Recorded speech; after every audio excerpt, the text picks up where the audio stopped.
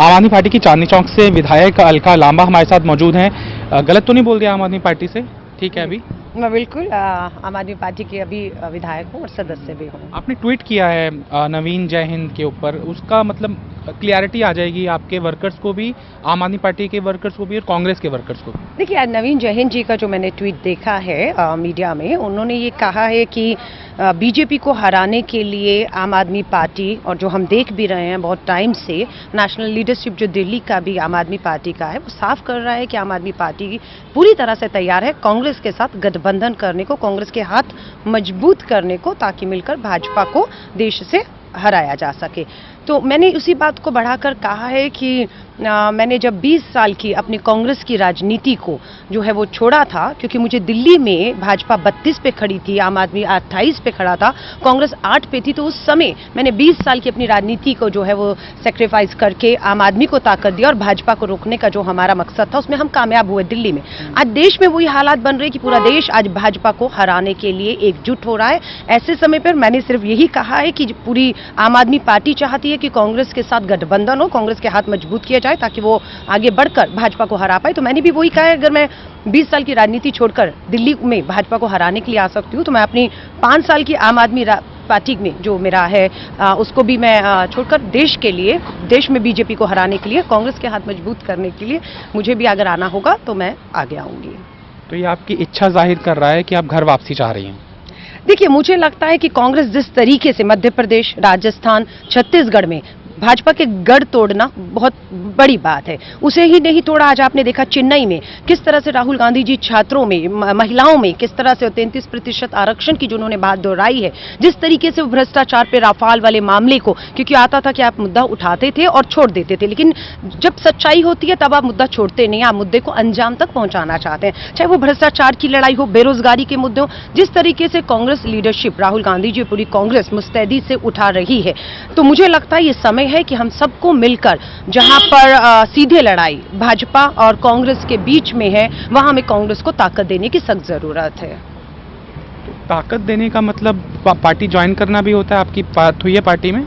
देखिए, मेरी कांग्रेस में किसी से कोई बात नहीं हुई है, और कांग्रेस का लोग मिलते तो रहते ही हैं, सीनियर लीडर भी कहते हैं Alka is in friendly terms with us. मैं 25 साल से राजनीति में हूँ, इस राजनीति में बहुत से कार्यक्रमों में बहुत से लीडर, वो कांग्रेस नहीं, बीजेपी, समाजवादी, लेफ्ट, सबसे मुलाकात होती है। अभी भी मैं कार्यक्रम में आई हूँ, मुझे मालूम नहीं, गैर राजनीतिक मंच है, बहुत सारे राजनीतिक दलों के नेता हो सकते हैं, तो ये मुलाकात एक अलग मुलाकात होती है, लेकिन औपचारिक रूप से मेरी किसी से भी, आम आदमी कांग्रेस के किसी भी नेता से इस चीज को लेकर अभी कोई बात नहीं हुई, और मुझे ये भी नहीं मालूम है कांग्रेस क्या सोच रही है इसे लेकर। पीसी चाको कह रहे हैं कि वो पुरानी नेता हैं, कांग्रेस माइंडेड हैं, और बहुत से लोग आम आदमी पार्टी में चले गए थे, उनका वेलकम है।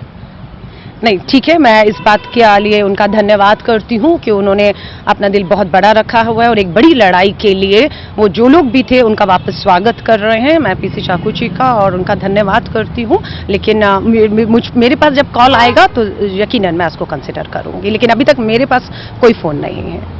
आप बता रहे हैं 21 दिसंबर के बाद पार्टी के अंदर भी किसी से संपर्क नहीं हो पाया है, ये आपका डेस्परेटिव स्टेप क्यों ना कहा जाए अगर आप पार्टी छोड़ते भी हैं तो? देखिए, चुनावों की घोषणा हो चुकी है, समय बहुत कम रह गया और लड़ाई बहुत बड़ी है, और 21 दिसंबर का जो विधानसभा में इंसिडेंस हुआ, उसके बाद से मेरी आज तक अरविंद केजरीवाल जी, मनीष सिसोदिया जी और गोपाल राय जी से किसी भी तरह का कोई भी बातचीत, मुलाकात नहीं हुई है।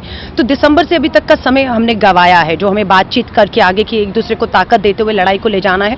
तो मुझे लगता है अब चुनावों की घोषणा हो चुकी है, मात्र 2 महीने रह गए, उसमें अगर हम लोग आपस में एक दूसरे के मन मुटाव, बातचीत में समय गंवा देंगे तो बहुत बड़ी लड़ाई हम खो देंगे। तो मुझे लगता है इन सब चीजों को पीछे छोड़ते हुए इस लड़ाई, जो देश की लड़ाई है, जो देश के बेरोजगार, किसानों की, महिलाओं की, भ्रष्टाचार की लड़ाई है, देश में बदलाव की लड़ाई है, संवैधानिक संस्थाओं को बचाने की लड़ाई है, उस लड़ाई के लिए मुझे उतरने की सख्त जरूरत है। एक आखिरी प्रश्न अलका जी, ये आपकी अगर घर वापसी होती भी है, जो संभवतः दिख भी रहा है, आपकी मुस्कुराहट भी बता रही है, तो ये अनकंडीशनल होगी कि आप टिकट मांगेंगे? नहीं, कोई कंडीशन नहीं है। जब मैं आम आदमी पार्टी में भी आई थी तो एक कार्यकर्ता बनकर आई थी, 1 साल जमीन पे काम किया, और उसके बाद पार्टी ने जब फैसला किया तो मैंने रिजल्ट भी दिए।